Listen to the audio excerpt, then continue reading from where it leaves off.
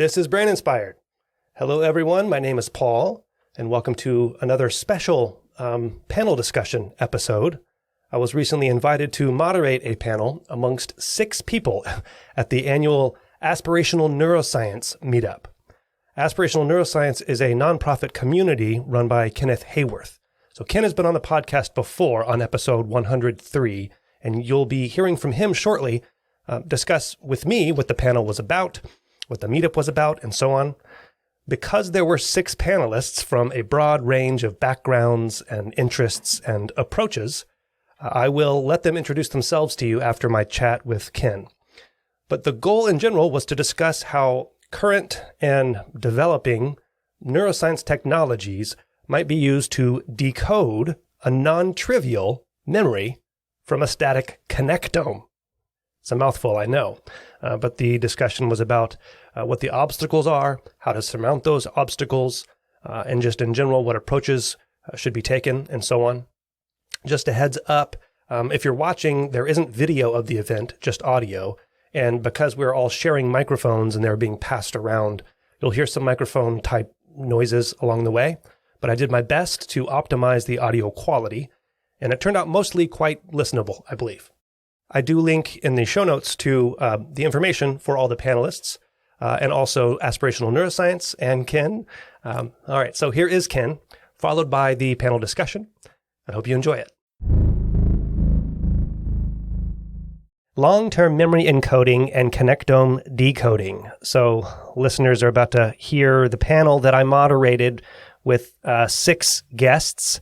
And I thought that, as the aspirational neuroscience person, I thought it would be good to maybe just have a kind of a quick introductory conversation with you, Ken, and talk about, the background of, how the panel got formed, whether and how it's going to continue into the future, and what aspirational neuroscience is, in general. So again, thank you for inviting me to moderate the panel. And I enjoyed the discussion. It was, 6 people on a panel. It was kind of a tough slaying in terms of just ensuring that everyone, had their time. But they all took a good amount of time, I thought. So anyway, so thanks for having me do the panel. Oh, thank you.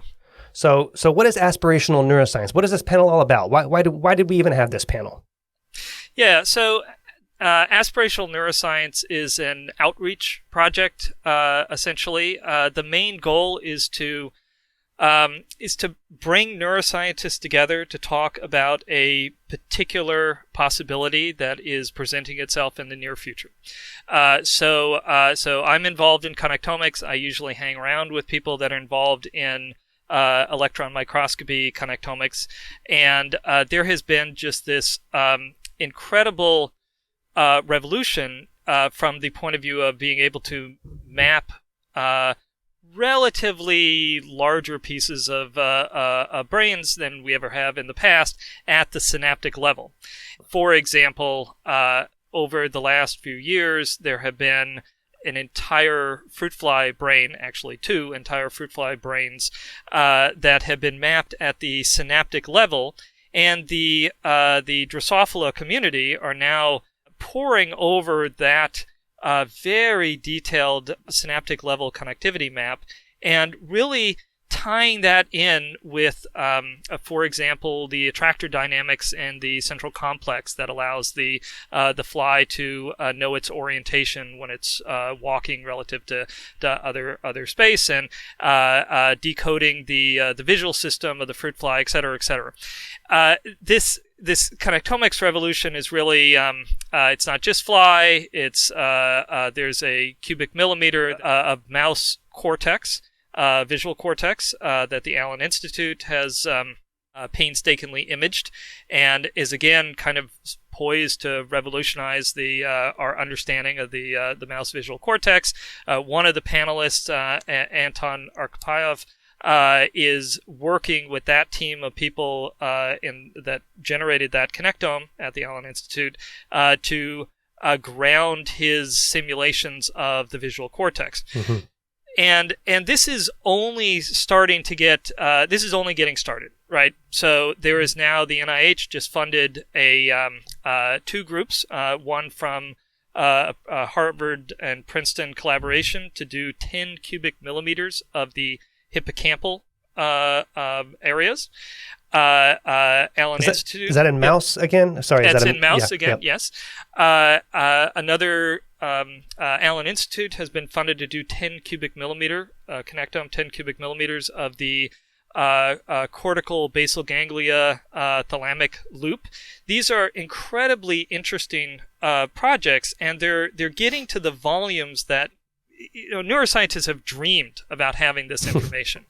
And I should say that there is yet another revolution that's about to take over everything. So electron microscopy is the reigning king right now for mapping connectivity at the synaptic level, but expansion microscopy out of several labs now using pan staining of proteins has virtually demonstrated that you can do connectomics using light microscopy. Mm-hmm. And that has two advantages. It has an advantage of being potentially faster and cheaper, which means that instead of doing 10 cubic millimeters, maybe you could scale this up to a whole mouse brain. Maybe you could do multiple animals. A lot of people in the panel was saying that doing multiple animals and having it in line with a whole bunch of experiments would be the key to being able to really decode these connectomes. But the other thing is that this expansion microscopy approach means that all of the, and I really mean all of the key biomolecules that people in the panel that we're going to hear, the people in the panel were saying, well, gee, I don't know if you could decode things without having ion channels. Right. I don't know if you could decode things without having more detailed information about the synapses. This is actually on the horizon. There are papers out there that have given connectivity level information using expansion microscopy, and then gone ahead and done antibody staining for the presynaptic and postsynaptic proteins. So that sets the stage. So why are we having this aspirational neuroscience meetup at SFN? Why are we bringing these people together? Well, the idea is that these technologies are poised to map the nervous system in a way that has never been essentially dreamt of. The key question is, can we use that to test our theories of how learning and memory occur at an individual level, not just to say what the general animal does, but to say what the specific animal. Can we read the algorithm? Can we read memories off of these connectomes? And the community has been very divided over this. Some will say, of course, that's what the textbooks say. We need a lot of information. We need a lot of more theories, but of course. Others will say, no, this is too complex. This aspirational neuroscience outreach is really to bring those people that are doing the connectomics together with the researchers that have the information that would potentially be needed to decode the connectome. People like Thomas Ryan, who's a leader in the memory engram literature. People like Anton Arpayev, who is doing really detailed biophysical simulations of neurons. It's to bring those people together. We don't need to really detail how the conversation went, but do you have any reflections on how you felt the panel went and how it might? Presumably, you're going to do it again next year. And it's supposed to be an annual thing now. So do you have a clearer direction of how you might want it to go in the future, thinking about how it went this past time? Yeah. This is, if our donor base remains where it is right now, we will be able to have this conference every year at SFN to bring people together. I should also say that we have something that is, I think it brings everything together. It's designed to focus our thoughts on what is necessary. And that's the idea we're putting forward. The Aspirational Neuroscience Outreach Project is putting forward a $100,000 prize for the first decoding of a non-trivial memory or learned function from a static connectome. Do I know what non-trivial means in this category? No, I don't. This was one of the things that the panel is discussing. Yeah. But I feel like this is the thing that could focus people's minds. And as part of that, of course, whatever non-trivial means, it hasn't been done yet. Almost by definition, it has not been done yet. But if that is the goal, we want to focus on all of the pieces that are the sub milestones, if you will, that are being achieved on the way to that goal. And so every year, until that goal is reached, every year the hope is to give 4 Aspirational Neuroscience awards to different research groups that have really made a significant contribution toward that overall goal. For example, the four awardees this year, they all did fantastic research. Let me just give one as an example. There was actually 2 papers out of Tony Zadar's lab that demonstrated the decoding of a trivial learned task. They could decode from essentially a measure of the connectivity in a particular part of the brain, whether each mouse was trained to lick left to a high tone or lick left to a low tone. And they could decode that training based upon looking at the synaptic connectivity from the auditory cortex to the striatum, and saying if these synapses are stronger over here, then this individual animal learned one of those tasks, and if it's stronger over here, then the individual animal learned the opposite task. And so, if we're listening to this panel discussion, there's this idea of, well, is there any possibility that we can decode things? The idea behind these prizes is to give people a very clear example of where we are today in our theories, in our attempts to decode trivial memories, to kind of see where it might be leading to decode a non-trivial memory. Yeah, very good.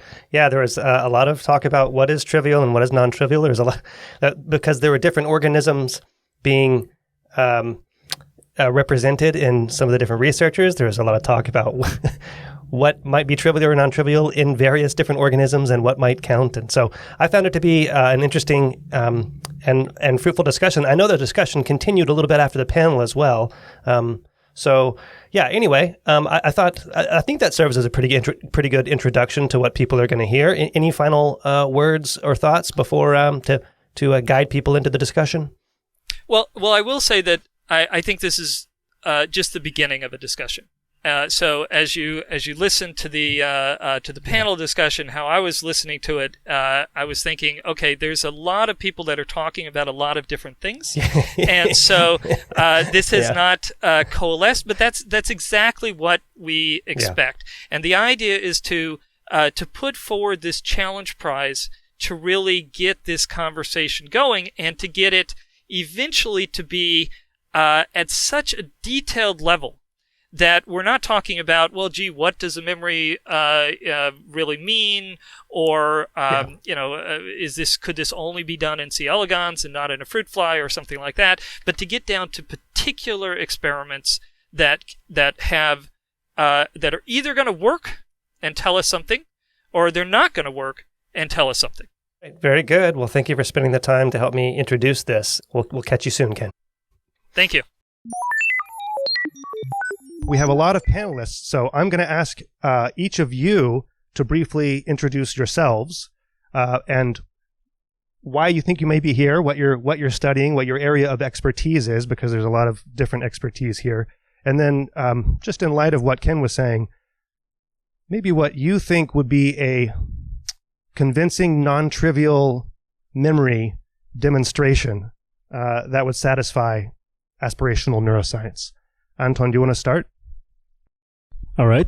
Hi, everyone. So I'm Anton Arkhipov. I'm an investigator at the Allen Institute. So what I do is modeling, biorealistic modeling of brain circuits. I guess that's why I'm here, to have some modeling perspective on this question. I'll say something in terms of what could be an interesting non-trivial memory that could be reconstructed. There might be better ideas.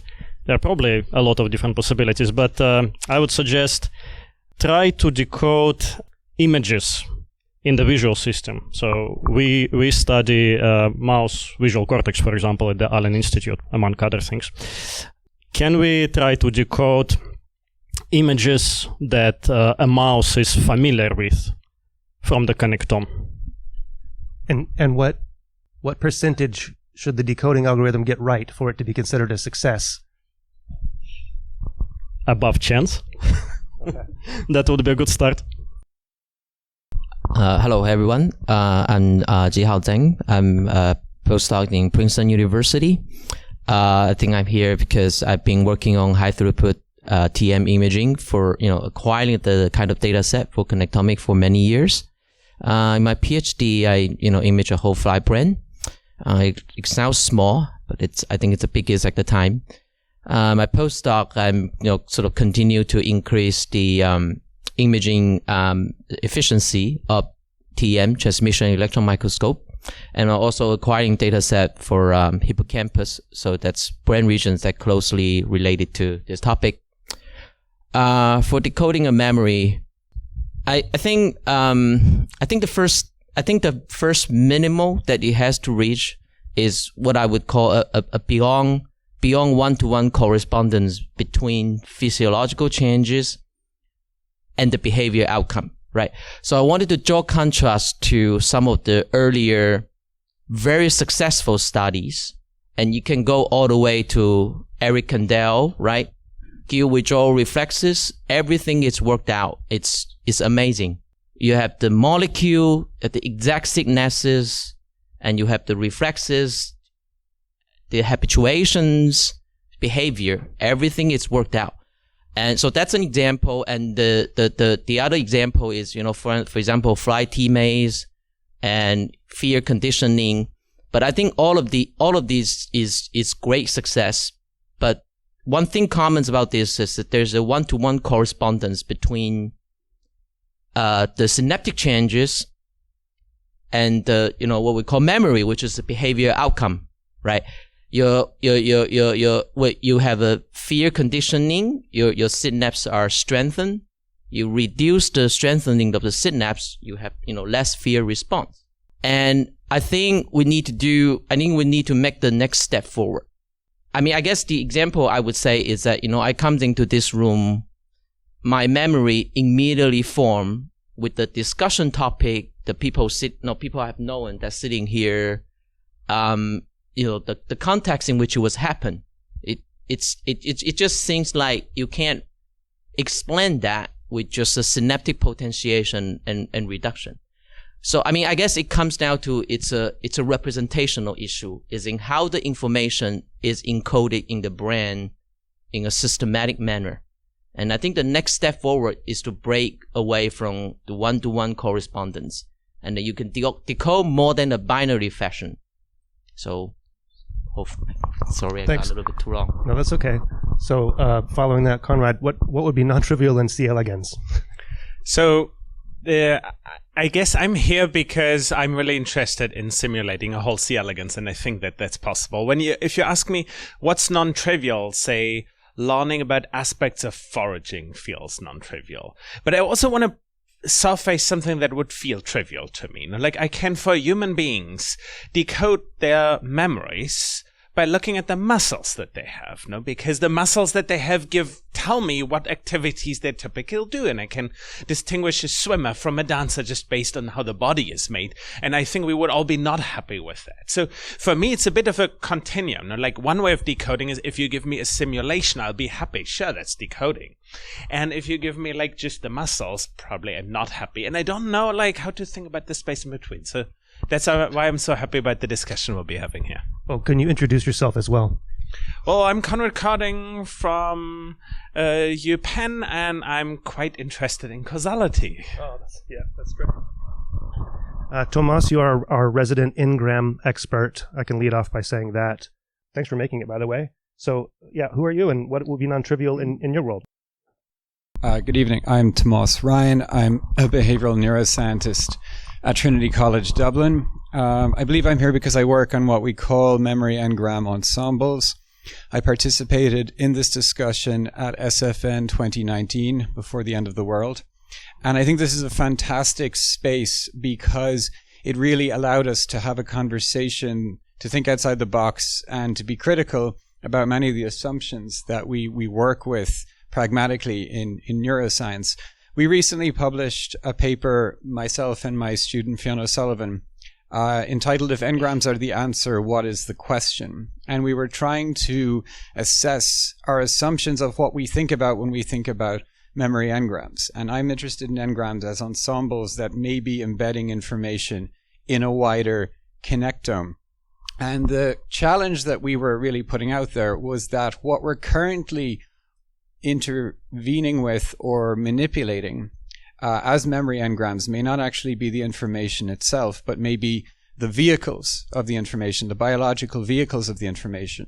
And the challenge really is to understand what aspects of these vehicles are carrying the information so that we can then design experiments that would allow us to decipher what that information is. So to answer the question, what kind of experiment do I think would be appropriate? I think we need to take inspiration from the only successful empirical science of information that we have, which is genetics. And the way we figured out what was carrying core genetic information was to transform the putative substrate from one bacterium to another, showing eventually that it was DNA that was carrying the information as a vehicle and not the protein. And then we knew where to look. We knew how to then chase down what the information might be. I don't think we should be swapping engrams or ensembles between different organisms to find the substrate in this case. My own personal view is that we should look at the relationship between memory and instinct and how that happens across evolutionary time, with the hope of finding the minimal necessary components of what a latent informational structure might look like in the brain. So my name is Dong Song. I'm a professor at the University of Southern California.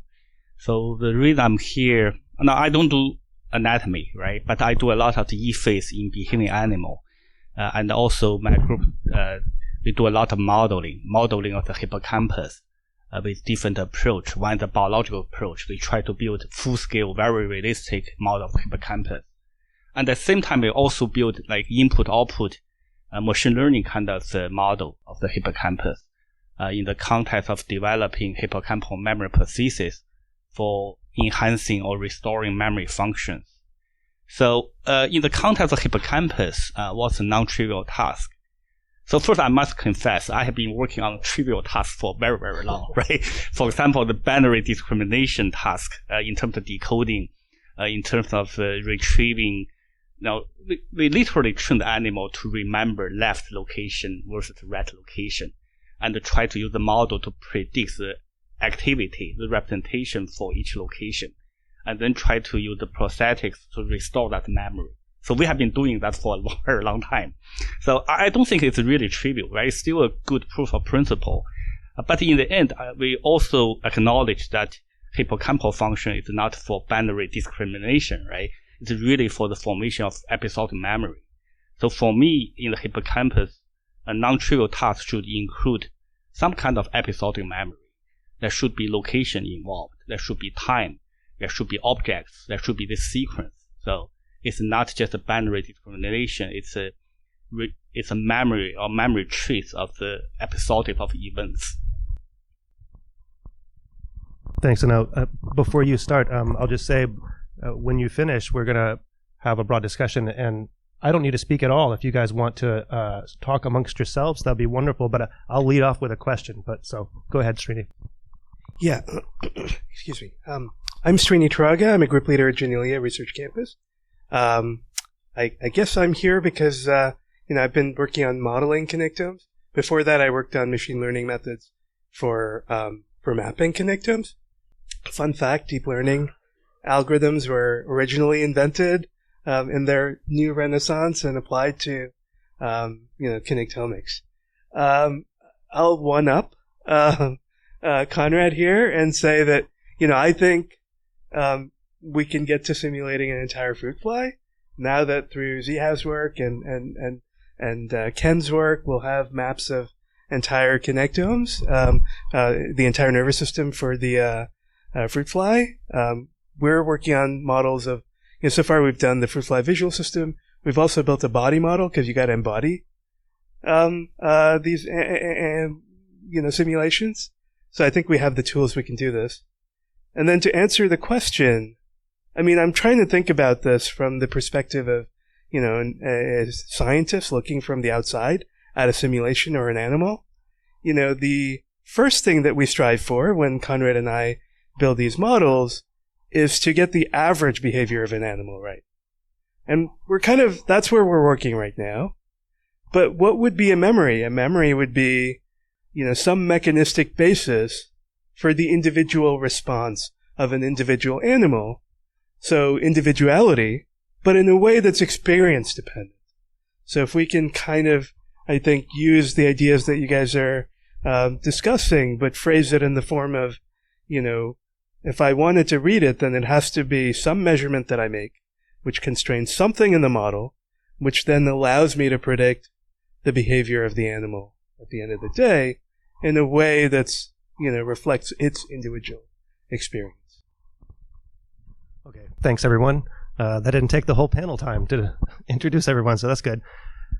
So I guess I'll just remind everyone that the central focus of the panel discussion is whether we can decode a memory from a static connectome. And what I want to ask everyone, and you can just jump in when you want to, but the question is, what in your own research and your own expertise would be holding you back currently, would be the obstacle or an obstacle or a challenge, would be holding you back from doing that? You look like you're going to jump in, Conrad. I'd love to jump in here. So from my perspective, causality is a big problem. And I think we heard that earlier in your point as well, Thomas, which is if we want to interpret something, we want to interpret it in terms of what it does, not just it being a correlate of something. And this, in terms of what it does is incredibly difficult because neuroscience, by and large, outside of connectomes and perturbation studies, doesn't really tell us much about the flow of causal information in it. Does anyone want to respond to that? I'll say, if you want to get at it from the level of a connectome, then we need correlated measurements of connectomes, not just one connectome, but now multiple connectomes to see what differences there are in the connectomes of two different animals with two different experiences. And, we're still at the stage of mapping one connectome. We're now going to have, a male fruit fly and a female fruit fly. But, as we make this faster and faster, maybe we can have two different fruit flies with two different experiences, and we'll probably need more than just two, but that's what we need. But eventually the richness of our memories is a very individual thing, so we would need 7 billion connectomes, perhaps. Or am I overshooting? That's where models, I think, should be able to help it. Yeah. I guess I can help by saying that the goal is that hopefully you have 10 or 20 and you have some kind of statistically extracted understanding of the principle behind it. So you could say something about the 7 million animal. So I was gonna respond it to the answer, but I'm gonna essentially saying the thing that Serena was saying, as a sort of EM image specialist. I think we need to increase the efficiency and the scales of acquiring connectome, and the first step is acquiring data. And I guess there's subsequent steps about that. There's reconstruction and then there's proofreading. And, Ken was, pointing out this big grant in the next 5 or 10 years. And I think the goal is exactly to increase the people have realized that we need to be able to, image a whole mouse brain and maybe image many mouse brain. And we need to image many fly brains, right? And we need to do experiment with the fly and image that fly brains in EM. And that's, these grants are to advance our technology such that we could do it at will. And I think that's what I would think the main. Yeah, what we mean by decode memory, right? Is it decode a specific memory from a specific individual, or we also need to decode individuality of a specific subject, right? To me, it's a totally different question, right? So for the first possibility, I think it's much easier. I think it's much easier to decode a particular memory for a particular subject. But can you say that memory belongs to this individual person, right? I don't want to go to the question of consciousness, right? But obviously it's related. So we really need to define what do we mean by decode memory. I'm going to be slightly obtuse. And I remember once Noam Chomsky remarking that filming all of the traffic in Manhattan and then quantifying it and modeling based on it would not be the most efficient way of deriving Newton's laws of motion. And similarly, I think that with the connectomics approach, which I completely endorse in itself, if we take genomics by analogy, we didn't start sequencing whole genomes until the 90s. It became high throughput around 2000. That's not how we worked out the genetic code, and it wouldn't be the best way, I think, of working out the genetic code. I think the same is true for neuroscience and memories. And if I ask myself, what is the thing that's getting in the way for us to make progress on that? I don't think it's the tools, although the tools are always improving. We want better time windows of capture for memory engrams. We want better tools for manipulating, damaging or reactivating them and so on. But we're going to need a coherent and testable theory for what the informational structures are once we have confidence of what the vehicle is. And it's not going to come from decoding an entire connectome. It's going to come from some kind of ideas about what are the topological or topographic submotifs that lie within the connectome. And we don't just want to know what is necessary for learning or what is necessary for recall. We want to know what the engram does, or what we think the engram, what is it doing for the organism.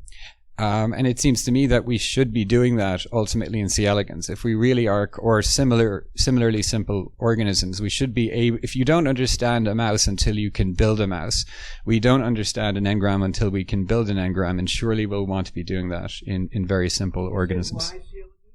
What is it about C. elegans? Simplicity. 302 neurons. Because you have the connectome. Well, it makes the connectome more easy to manage, but I don't think it needs to be about the whole connectome. You want to identify particular memories that have particular informational content in a subset of the connectome. Maybe you don't need to go as low as C. elegans. Maybe you don't like all the neuropeptides, so there's another animal one may want to use. But we're always going to be limited when we're with mice and rats, I think. So, Srini, I want to push you a little bit. I think you feel that, like, C. elegans and fly are kind of almost at the same level. And just don't think I buy this at this point of time. And here's why not. So, yes, your work and like a few other people are working on it show that you can do better than chance at saying things about neurons in the fly by like looking at the connectome. But in reality, the connectome just shows a structure and there's things happening. There's lots of molecules. We don't know what they are. There's clear that there's some things that are missing. But if you make statements like, oh yeah, well, we have the connectome on the fly, so we're at the same level. Like, the cool thing about C. elegans is that we can do the perturbations so that we can find out what the functions are that neurons compute based on its inputs. And I don't see us being able to do that on the fly anytime soon. So what do you mean by perturbation? Okay, so in C. elegans, you can, Andrew Leifer has been doing that for a bit, you can stimulate every individual neuron, and there's tech development happening in multiple labs I'm currently collaborating with that is aimed at basically being able to stimulate subsets of the neurons. And now you can say the output of each neuron, if we follow like neuron doctrine, is a function of the inputs. And arguably, we don't know how complicated that function is. At some level, if the function is very simple, then we can get very far with the approach of just looking at the structural connectome. If that function is very complicated with timescales and nonlinearities and all kinds of channel effects, then we need much more, at least in the structural connectome. Maybe if we have the molecules, we can get there. We can do stimulation of the flies, but the power analysis suggests that it gets very difficult as you increase the number of inputs that each neuron has. So C. elegans, then it's not only that it has only 300 neurons, it's also that it looks like it only has about like order 30 inputs per neuron. And that means that they live in a much smaller space, and that means that it's much more realistic to more currently figure out what the nonlinear aspects are of the functions that they compute. I want to push back a little bit more on you. I think if you can agree that the fly does something more interesting that we wanted to understand beyond the C. elegans, and a connectome is a good starting point. I mean, if it is a possibility to perturb and recall in every single, that's great in the fly. That's great. But I think connectome is a starting point that raise the water, raise all boats for everyone, for all technology to move to the next step. But the question is, what does that mean? No, it raises the boats. Will we be able to predict rich behaviors of the fly based on the connectome of which we only have structure? I think you don't know until you can do it. That's right. But so what you say is we won't need C. elegans because the fly project will just work out. No. I think C. elegans is equally important for its set of behavior that it does. But I think, fly is a different organism that is equally important. If somebody is interested in studying the fly, which I believe, a large fractions of the neuroscience community are, then the connectome is useful.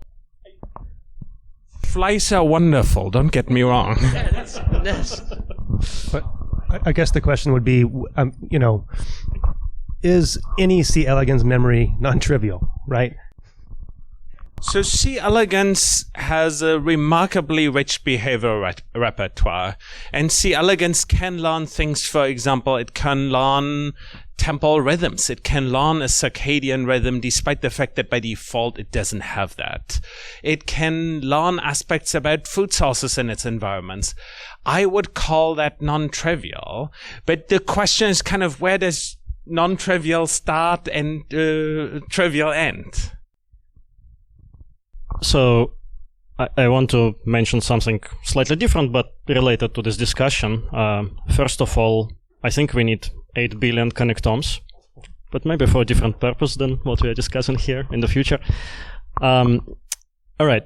So, like I said in the beginning, I think a good starting point would be to try to decipher some kind of perceptual memory, not necessarily from a full brain connectome even, but it could be just, the correlates of that memory in, let's say, a particular brain region. And I want to suggest something that might be even simpler than that, perhaps on the way to that. And I was inspired by Thomas' point about n-grams there. So in the last few years, many labs are pursuing this brain-machine interfaces, right, where they use optical tools to let mouse train. Let's say mouse, it can be done in other animals as well, but let's say a mouse train to perform some kind of simple behavioral task by learning to manipulate the activity of a few of its neurons, right? Just a few neurons, let's say in the motor cortex, that the mouse somehow learns to activate on demand, leads to a reward, right? So can we decipher that from the local connectome of that piece of tissue and do it consistently for a few mice? And that also goes back to the question, is that transferable? what is in common between those. They're the same species, but different individuals. What is in common there? So this is not going to answer all the questions, obviously, but I think that would be a good start. What currently is holding you back from doing that in your own work? Exactly. So what is holding us back? I don't think anything is actually holding us back. Something like that could be done now. The existing data sets simply didn't do that experiment before the electron microscopy was done there, right? But it could be done. The mice can be trained, that had been shown. A piece of a visual or motor cortex can be taken out and processed, and you probably don't even need a full reconstruction of that connectome. You could focus on some identified neurons. So you just need to work faster. Is that's the take home? It's just go ahead and do that experiment. If someone wants to do it, I think it's doable right now. So I want to add something to it. It's when you talk about memory, keep in mind memory is a behavior, right? It's a very high level function. And connectome is a very, very low, right? No offense, but a very, very low level kind of mechanism. There's definitely something missing in between, right? I would argue that would be E-phase. So before we move to the whole connectome, to the whole emulation of the behavior, how about we simulate a single neuron, right? Based on the 3D reconstruction of the single neuron, see whether we can replicate the functional property in terms of E-phase, right? In terms of the when you receive a lot of inputs, how many, right? What kind of output spikes you will generate. I think that's I like the spirit of this question, and I think it also relates to what the level at which Conrad is sort of asking about the C. elegans connectome as well. Let's try to understand at the microscopic scale, how do the components work? While I like that, I think our goal has always, at least my goal, is to try to understand how this network as a whole gives rise to behavior. And that's a network phenomenon. And then, there's of course the body itself and so on, but this collective phenomenon, you can ask the question, which of the details of that single neuron really matter to that? And how important are the details of the single neuron versus the connectivity of the network and the structure of that? And my bet has been that it's the connectivity that matters more. And, we have some recent work that tries to investigate this, but, when you think about the kinds of, in machine learning, there's the architecture of the network, and then there's the components, neuron properties that you use. And what matters a lot is the architecture. What matters a lot is how you combine them together in a network. And I think we need to sort of, go from the microscopic level to the macroscopic network level and the behavior level. And I don't think making more measurements at the microscopic level alone are sufficient to transcend these scales. And so a lot of our work has been about how do you bring in constraints or measurements also at the macroscopic scale, not just, making more measurements at the microscopic scale. How do you combine these measurements at different scales into a single model and then use that? And that may not give you the information about which neurotransmitter is being used, which molecular mechanism is being used by that circuit to generate the behavior that it is. But you may have effective parameters that can allow you to bridge these scales. And to me, that's more important. And this is kind of why I think, it doesn't necessarily matter whether we can do single cell perturbations in the fly connectome if we can measure lots of behavior. And if we can measure lots of sort of, network dynamics at some larger scale. I have a sort of experiment that I think can support that. And I would use, the fly central complex as an example, right? I mean, Ken mentioned about attractor dynamic in the hippocampus, but I think a simpler attractor dynamic that we all know is the fly heading direction, And this is, work by Vivek Jayaraman, Gabby Memon. You have the dynamic, and we have the theory, right, for many, many, many years. We have the connectome. But I think one more thing that need to just make the bridge from single neuron to that connectome is biophysics. We feel like we haven't totally nailed down the mechanisms of the attractor dynamic in central complex, because we don't know what's actually contribute to the excitation and what's contribute to the inhibition, and how does excitation and inhibition interplay to generate the attractor and to maintain the attractor. And I think more biophysics could sort of bridge this understanding from single neuron to a network. You just measure how much of the input is contributed by each component. And that could also totally nail down what's the modeling mechanism that's responsible for this attractor dynamic in a real, living system. Yeah, and with the advance of machine learning, right? Now people don't have to do very detailed, right, biophysics modeling. People can just get many, many samples of 3D reconstructed neurons, and also get a lot of, E-phase data from those neurons, and let machine learning to figure out what the mapping is. Right? Maybe that can be used as a translator, right? Translating single neuron to functional units. But ultimately, if we want to do that, the central thing that we need to know is how complex is that thing that we're trying to approximate with machine learning. Now, that's what determines how much data we need. And I think in the panel, we probably had a lot of disagreement on how complex different animals are. So I think humans are just mind-bogglingly complicated. That just might be because I'm not very good at understanding them. But still, flies just seem like unbelievably complicated, and even already a C. elegans, I'm not sure if I have any chance to understand it. And then the question is kind of how many parameters do we need? And if there's significantly more parameters than we can do measurements, then kind of there will always be a set of models that are all compatible with what we have. Now that leads us a little bit away from decoding memories, but it's still kind of, if we talk about like understanding how a system computes, it leads us down that path.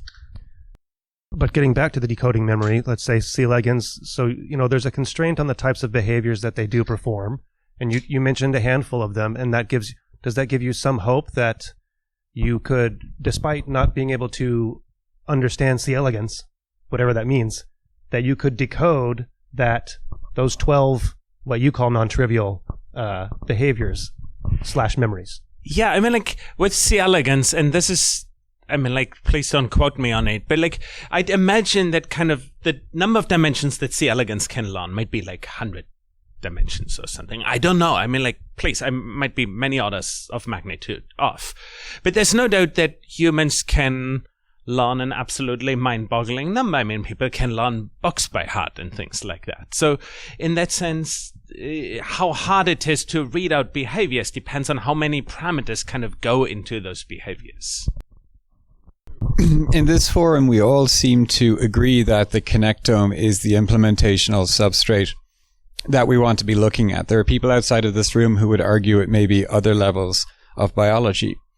But within the connectome world, on the one hand, we're studying synaptic properties and what is necessary for the plasticity that might underlie a specific engram. And then we have this wide map of different extents to which we can model the connectome. And the problem, it seems to me, is that we don't have any good way of defining the questions that we want to answer in between a whole connectome and what's happening at a synaptic level. We don't really know whether, whatever the engram is, whether it's truly distributed and fragmented or whether it exists in modular components in different parts of the connectome. More than that, we don't really know if whatever components of the engram we want to be dealing with are intrinsically storing information somehow or contain information in a way that is entirely relational and that only has any meaning with reference to the world from the perspective of that organism. And unless we start to get concrete about these different possibilities and how they map on to different alternative possibilities, we won't be able to design testable experiments to make sense of this. And I worry that when we talk about mapping in vivo physiology, synaptic input, output, at whatever level of complexity, onto the connectome, what we're doing is we're just studying biochemistry in parallel with the phenotypes of individual cells in order to find how latent information is stored there. But that didn't work, again, for genetics. We needed to have more concrete ideas that were testable in a different way. So just briefly to push back, you said we all believe that connectome is like the correct description. I believe that if you don't also give me the molecules, you can learn very little about it. But could we go without the molecules if we had an artificial connectome that could behave the same way as a biological connectome, but without those molecules? Because the question is whether the molecules are simply there for operational activity in the connectome, plasticity and so on, but that the information is solely embedded at the level of the network structure. I absolutely believe that things like channel densities carry information and contain significant parts of the memory. Well, so in my opinion, if you want to simulate a brain or part of the brain faithfully, you need more than the connectome, right? You need all the electrophysiological properties of neurons, their connections, ultimately how they are modulated by, the mind-boggling complexity of neuropeptides and everything, right? So in principle, we need to know all of that, and the connectome is probably not enough. It's possible that we might be able to learn associations between, say, from the connectome morphological reconstruction, I can tell what a cell type, what cell type is, right? What that neuron, which cell type it belongs to. And if I characterize those cell types previously across all the types of conditions, I might be able to use that in my simulation. But just connectome by itself, I think we probably all agree, is not enough. However, for this particular question we are discussing here is what can we decode from the static connectome that probably is can be acquired right now. Yeah, personally I don't know, actually. That's an open question in my mind too. I suspect that a few of the things like what we were discussing are possible to decode, at least above chance, but it's also quite possible that some of that information is really at the level that is not resolvable with the current technology, in a phosphorylation states of proteins or something. Let me just interrupt and just remind the audience to ask questions at will whenever you want to. Come up to the mic or raise your hand and I'll yell at you. Yeah, I want to ask a question. I'd like to understand this idea that, in the genome, we didn't really need to understand and sequence the entire genome to understand how it works. How do we bring that idea down to memories? Because, the way I think about it, a memory doesn't exist in the abstract. There's some representation of the sensory input that's potentially unique from animal to animal, individual to individual. And, what a memory is the delta between where you were when you started and where you ended up after that experience. Similar to maybe like SNPs, single point mutations that might be different between your genome and mine. And so we needed some baseline to figure out, where that difference is. And then that comparison helped us. Now, for connectomes, or for brains, if each individual has a different baseline, then we need to figure out how that baseline works. Or, if we know how to map an input all the way to the memory module and compute from the connectome of the rest of the brain, what that sensory representation might look like, then we may have some way for that individual mapping what that memory might look like of a particular stimulus and try to decode that. But I just want to get a feel for what I'm missing. I'd love to learn. So I would argue that we can learn a lot from the genetics analogy because we were able to learn that there are modular structures in our genome, which are genes, which are implemented in the vehicle of DNA. But within that structure, within the chemical structure of DNA, what emerged in evolution is an arbitrary informational code that was not determined by anything about the chemistry or biology of that molecule. The RNA sequence is directly complementary to the DNA sequence, the mRNA sequence. So that has a physical mapping. You go from DNA to RNA because of a structural complementarity.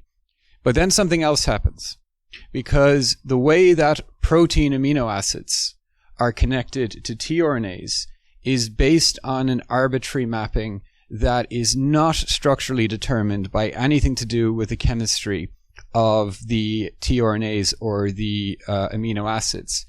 It is ubiquitous, so the chemical connectivity between an amino acid and a tRNA is generic to all of the combinations that the genetic code triplet has with the amino acids. We just keep them consistent for the arbitrary reason that we need to be able to reproduce with one another as organisms. We need to have the same genetic code, but you could rewrite the genetic code any way you want. It's plug and play. So at some point we had this semiotic informational transformation where it stopped being just about chemistry and structure, and it started to become about a biology of information.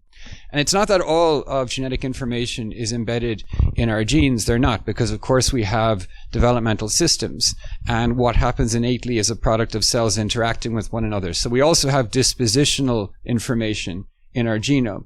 But at a very basic level, we have these units of segments of DNA that are coding for protein as latent informational structures that can be read by aliens from another planet even when we're all extinct. And it is objectifiable information based on a subjective code that evolved for specific reasons in our evolutionary history. Now, in order to take some of this reasoning to how we study the brain, and Michael Gazzaniga has made this point very nicely in his book, The Consciousness Instinct, we need to be able to come up with ways of interpreting, in my opinion, subsets of connectomes in a way that we can make predictions about what they are doing for behavior and then test those predictions in functional experiments. I completely agree with you. The engram is the delta between your brain before an episode and your brain after the episode. The problem is there's a lot of delta going on in your brain because you're learning lots of different things. Your brain has to do a lot of work to stay alive. You're aging, degenerating, and so on. So the empirical challenge is separating out all of the irrelevant delta, all of the delta for other memories, and all of the delta that's just, homeostasis from the true changes that are in fact laying down information that is the engram of interest. I don't understand the RNA analogy. In the case of RNA, the decoding is the same across all our cells. In the case of neurons, the decoding is different for every single cell that we have. Why does the RNA analogy apply? The point about the RNA analogy is that we go from structural determinism to a degree of semantic arbitrariness for how the code works. There is nothing physically determined about the relationship of our 20 optional amino acids with the triplet codes that code for them. And something like that is going to be happening at many more levels in the brain by completely different mechanisms. We don't currently have any kind of a theory for how we would even go about doing that, but it doesn't seem to me plausible that the way our engrams are expressed and interpreted physiologically, not then behaviorally and cognitively, is a physically deterministic thing. At some point, we evolved internally restricted rules that became consistent in animals at some point in our evolution. We need a way of understanding that. Okay, we have a couple questions. Can you hold on 1 second, Randall? There's a question right here, right? So I actually wanted to raise two questions. First one with related to C. elegans. So how would you define a non-trivial memory while we know that, for example, a behavior like circadian rhythm that you mentioned could be dealing with a very simple chemical reaction like redox reactions, for example. It has been shown before red blood cells that with very simple reaction could be done at the circuit level. How would you define a non-trivial memory? So this, I can't define non-trivial very well. I have the problem also artificial scotoma, which was like the big thing that was about decoding relevant information from connectomes when I was a young PhD student. I can't find a criterion that cleanly cuts between that and more interesting things. So yes, I take back. I don't want to strongly say it's non-trivial. So the second question is related to the deep learning parallelism.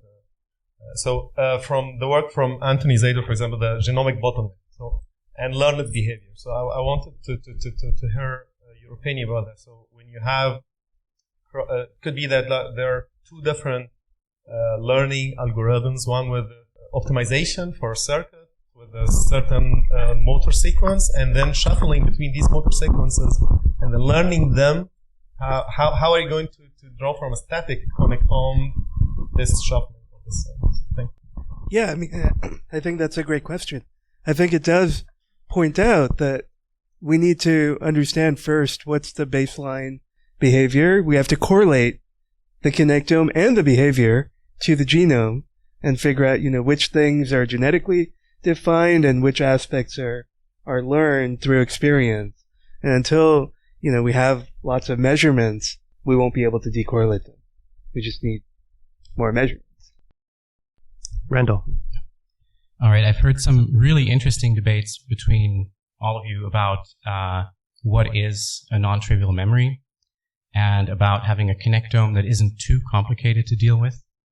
And I'd love to know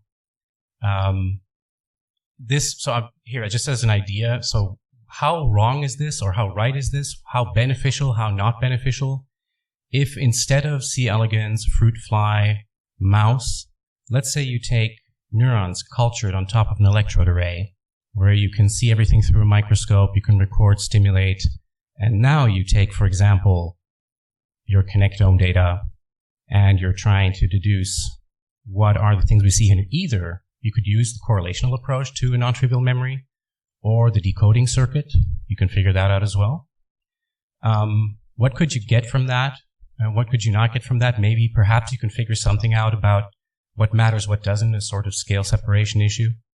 I would love to hear your opinion about that. So I think that that's a great idea.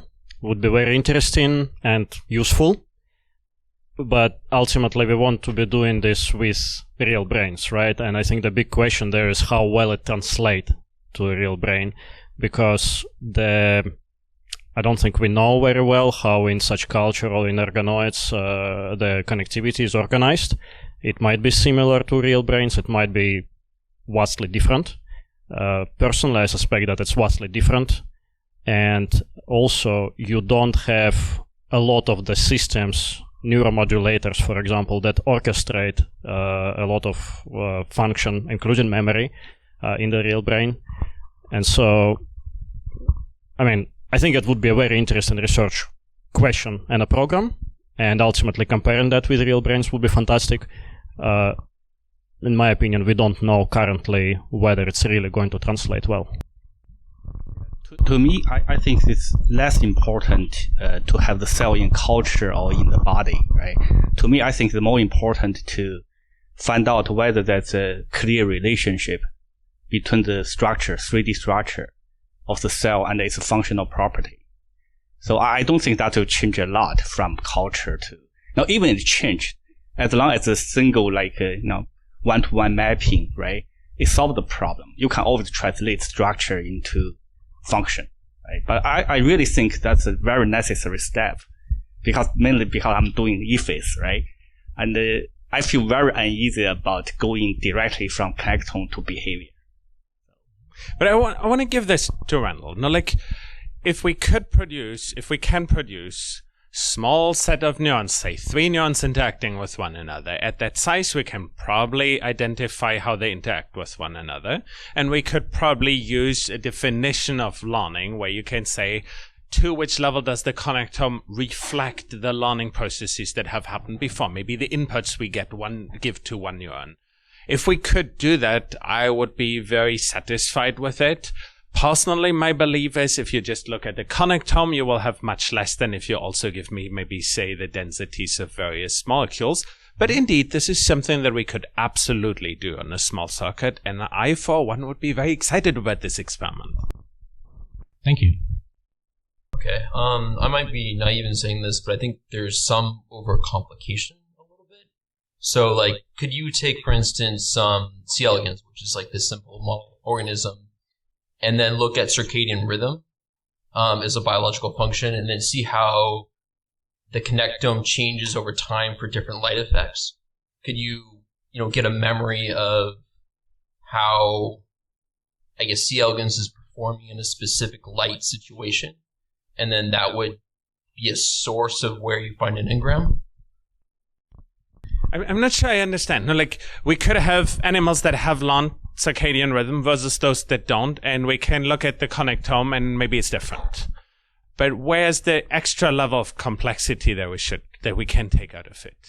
Well, I guess I'm thinking of like the simplest situation, right? Like to start, like to actually, have like a verified way of saying like this is a memory that we're able to derive, and it's without question related to a difference in a light condition, for instance, right? I mean, it's about like, I mean, obviously the more complex ideas are really good too, but like to start small before getting bigger, because obviously when you get to a higher level organism like a human, the level of complexity is just enormous. So I'm not 100% sure I understand the question. There's two pieces. One is, can we establish that light makes the change in the connectome that we could see? Yes. Versus the second one, does the change in the connectome that we see, is that ultimately what gives rise to behavior that we see at the beginning? The first part is much easier because we can like randomize the light condition. The second part is very, very complicated because it's just a very nonlinear recurrent system. Okay. So a comment on this one, just in general, C. elegans. There was a paper in Nature a couple months ago, I think. To my shame, the name of the authors escapes me. What was that? Andrew Leifer. Yeah, right, The yes. author is Randy. Thank you. Perfect. Yeah, so what they showed is that not even thinking about behavior, but thinking about neural activity, their experiments and modeling showed that connectome is not enough. There was a lot of bulk transmission, right? So non-synaptic communication between neurons that, according to that study, really changes how the activity is organized very substantially. And so, yeah, according to them, connectome is not enough. To our earlier point, physiology, molecular diffusion, and things like that are really important. I think it doesn't mean that memories cannot be decoded from, C. elegans or whatever other connectome. It just means that a lot of the things may be much more complicated, but maybe some things can be decoded.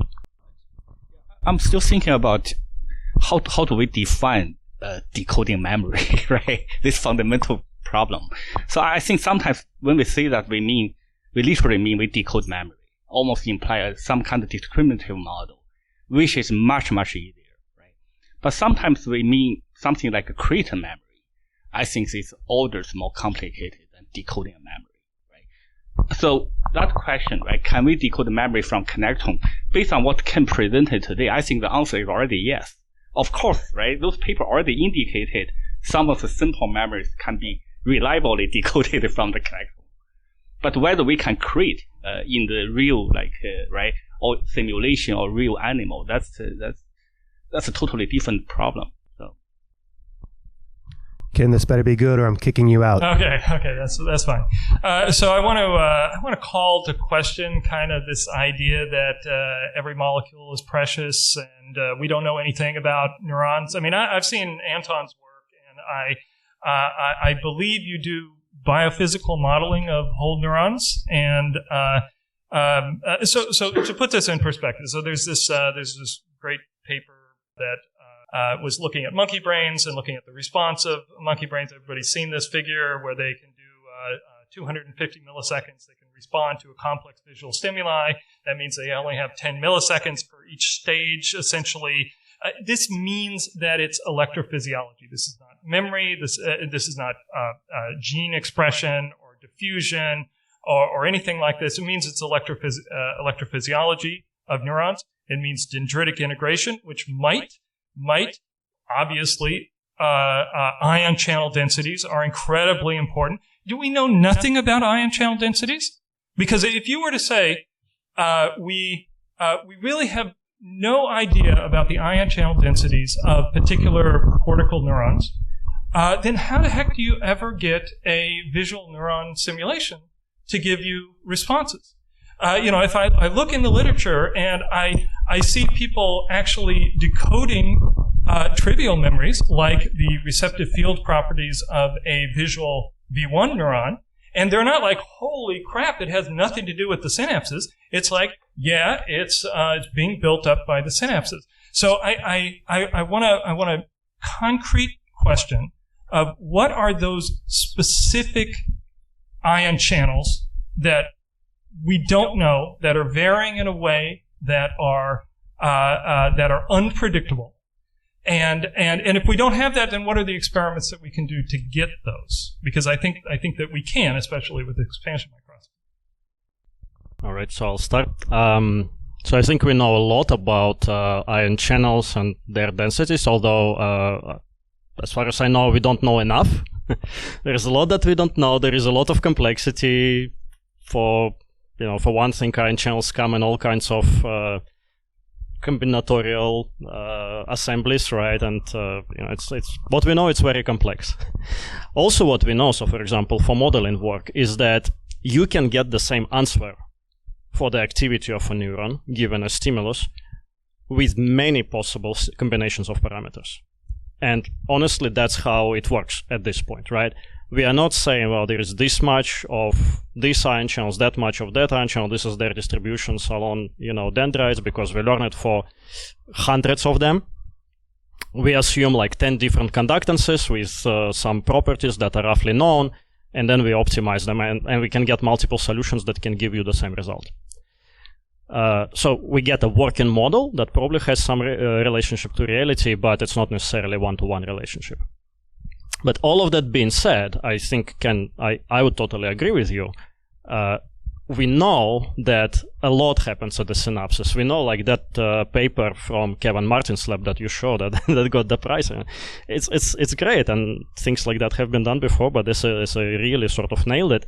There is a relationship between how strongly these neurons are connected and what we can learn from the connectome. Not even full connectome, just partial electron microscopy volume.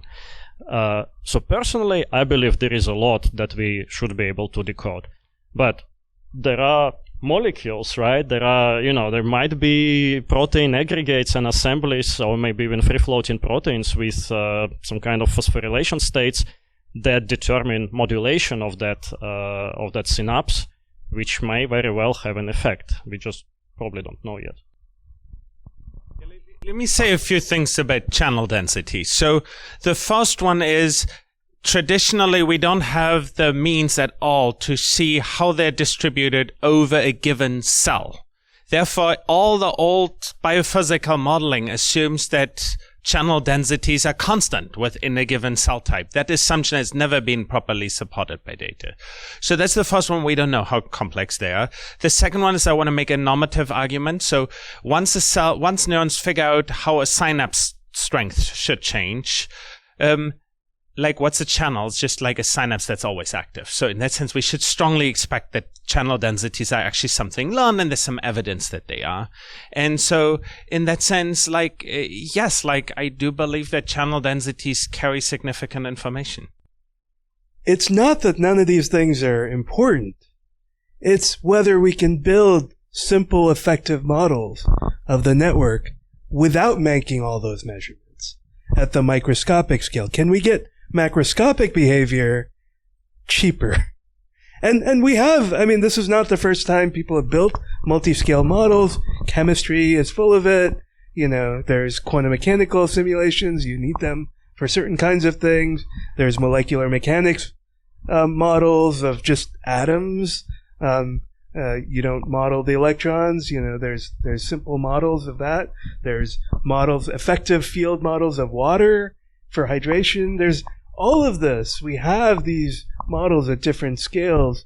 We don't need to measure everything at the finest scale. Yeah, let me steelman and strawman that argument. Now, there is a scenario about the brain where interactions between neurons basically stabilize things. So if you get individual neurons wrong, the fact that there's many of them that all interact will basically fix things. There's another set of scenarios where any mistake you make accumulates as it's recurrent in the system.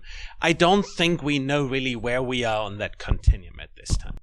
I agree with that, but we can make measurements at the macroscopic scale and constrain the macroscopic property. We don't just need to make more microscopic measurements.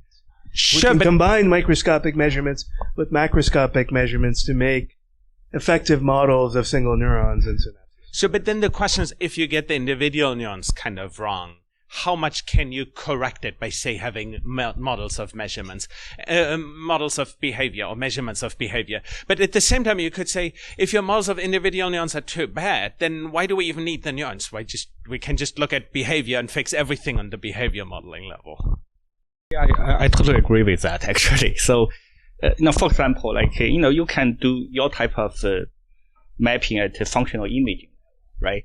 Now, functional imaging can also tell you a lot about your memory, right? But that's not what we are trying to do here, right? We still try to go to the connectome, go to the molecular level, look at the computational principle, right? Try to not only decode, but sort of reconstruct this machinery of the brain. Right? It's not simply classification. It's almost like building a generative model of the brain.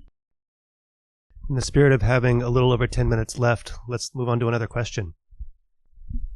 Hi, I'm Justin. I think that we can simulate the Drosophila connectome for decoding memories. And one thing that encourages me is that the biggest place we see inter-individual differences in both the larva and the adult is in the mushroom body, which is strongly associated with episodic memory.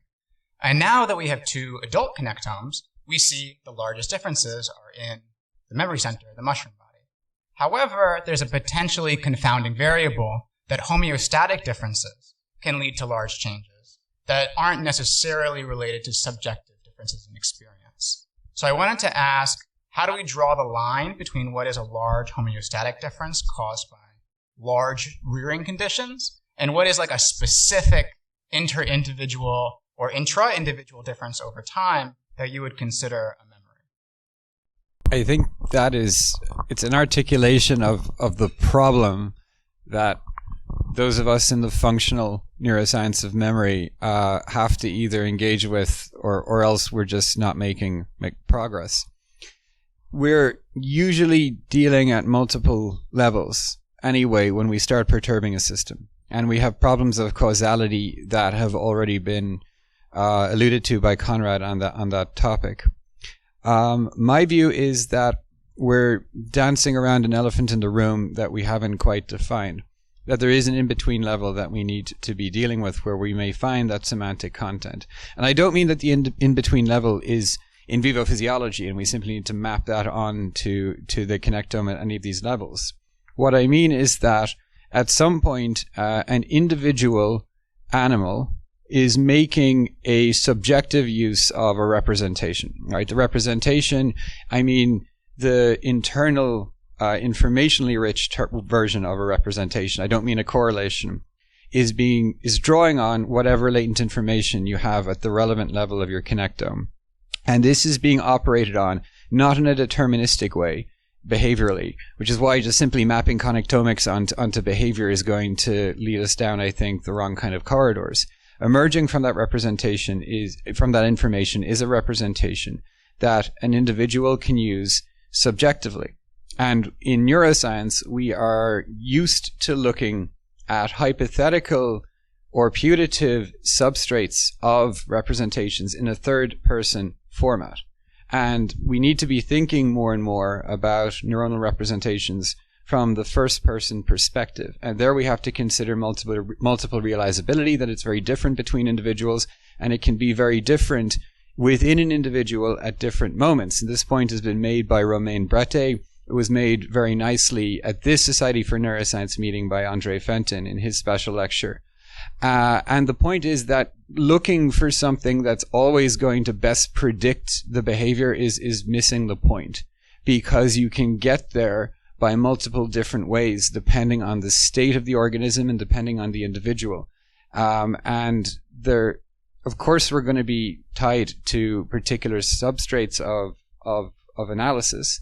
But unless we have a way of conceptualizing how that connectome is expressed in a meaningful way as a versatile representation, we won't be able to explain how that informational substrate in the connectome leads to adaptive behavior. We'll only be able to predict typical behavioral outcomes, which is a very different thing.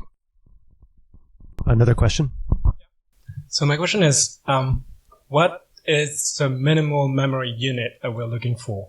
And can we find that in a connectome or not? Meaning, are we looking for an ensemble or sub-ensemble of an engram? Are we looking for a set of specific molecules? Are we looking for a set of specific pattern connections?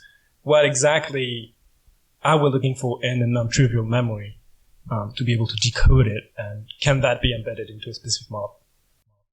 I think that what we'd be looking for, and you guys can correct me, is the behavioral output via experiment of the encoded memory, whatever that minimal unit is that's just above non-trivial, wherever non-trivial is. One extreme number would be single neuron, right? In many cases, like a single neuron can decode non-trivial information, like a location, for example. If the behavioral outcome is just a binary, you may get that information from a single neuron. I mean, I would say that we have to make the next step forward to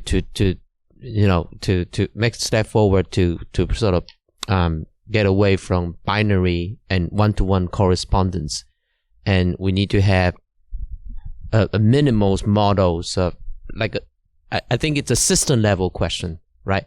You need to have computational, and the example I would say, perhaps in light of the study would be, we all know place cell for a room, right? And if you can decode the location of the room, representation of the room from a connectome, and via place cell, and from the connectome, that would be non-trivial. That seems not too far from the understanding we're having now. One of my questions to you all was going to be, is decoding the right question? Because just because you can decode the location in the room from a given cell, you have to have known that location was visited before, and decoding it is kind of trivial. So something non-trivial would be to decode which city someone visited in 1978 from that one cell, right? I would just say that that's the next step questions after the first step. Okay. And I would say that, the step that I'm talking about is already non-trivial, and yours are equally much more non-trivial, I would say. Yeah, I mean, look, if we had a simulator, then it would be very easy. We could just ask the simulation what happened on that day. I mean, if you still provided you still remember it. I was not born. Okay, that solves it. But I wanted to push the organizers of this prize a little bit. Here's a very easy way to store a lot of information. I go into someone's retina, I have a very bright laser, and I kill a bunch of neurons, and I can draw a whole picture of things in the retina. Isn't that more non-trivial than anything we've been discussing the whole time? And I have no doubt that I could decode which neurons I zapped with my laser from the connectome. So you don't mean non-trivial information. You mean advancing science. Okay, let's end up with one more question from the audience.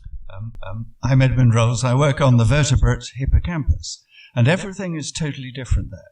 What we need to know is the rules of operation of the system, rather than what happens at a particular synapse. So the crucial things we need to know there are connectome related, but they're, for example, the number of synapses that you have on a single neuron from recurrent collaterals in CA3, because that sets exactly the memory capacity of the system. So that's a bit missing. We need that. It turns out that we have diluted connectivity in CA3, and one advantage of that, we think, is that then it decreases the probability of having two synapses, a pair of synapses, or two synapses between a single pair of neurons. It turns out that if you have a theoretical model of how attractor networks operate, that kills the memory capacity if you have them. So what I'd like to encourage us to think about is things in a slightly more statistical sense, that we shouldn't necessarily be worrying too much about an anatomical change at a particular synapse in a single organism. Vertebrate brains work slightly differently to that. You've got very large numbers of neurons. You're interested in the statistics of the thing, and you need to know things like how many connections you have onto particular neurons. So it doesn't mean that the connectome's not important. It's crucial, but we understand how it's crucial in setting something like the memory capacity through the theoretical physics approaches. So it's just a slightly different way of looking at some of these questions.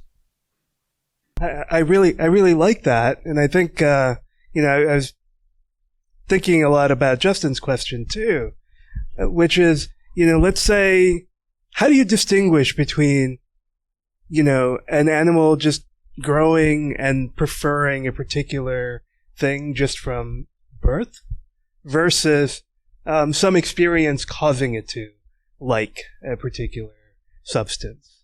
And one we'd call that a memory. The other we'd call innate.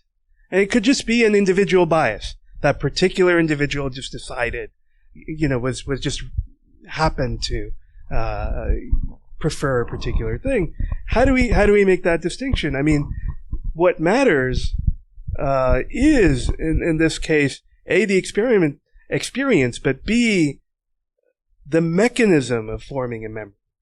It does matter how we're making these memories and how there's this correlation between experience and whatever changes there are in the anatomy or other parts of the nervous system. So that means that the anatomy by itself is not enough. We need to know something about the formation process in order to distinguish between the memory versus a non-memory. And that also means it's going to be non-trivial to be able to answer this question in the first place. We have to wrap it up, so both of you make it rather quick. I really like Dr. Rowe's comment, right? But I think there's a small difference here. So what you talk about is more like a model-driven statistical understanding to the connectome, right? Connectome in that sense is raw data, right? But what you are trying to replicate is the memory function. And I think what we are trying to talk about is a particular memory. So even we can replicate that memory function, that doesn't mean we can replicate a particular memory. So I see a subtle difference here. I completely endorse what's being said. The rules of connectome interpretation, whatever they are not going to be the same in every brain region. The rules are going to be different, and the rules are going to be based on the innate information that's there, that are built for the affordances in the world that brain region evolved to operate in. And maybe there's nested hierarchies that are based on a fundamental connectome interpretation logic. But this is part of the problem. Certainly the problem for those of us who work with rodents, and I think it's one of the reasons why working with C. elegans and other organisms of that size is so important. Okay, thank you for the questions from the audience. Thank you to Aspirational Neuroscience for putting this together, and to the panelists for a great discussion. Thanks, everyone.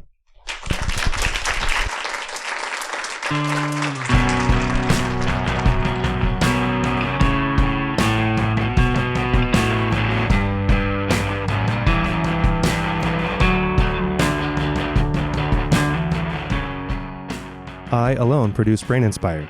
If you value this podcast, consider supporting it through Patreon to access full versions of all the episodes and to join our Discord community.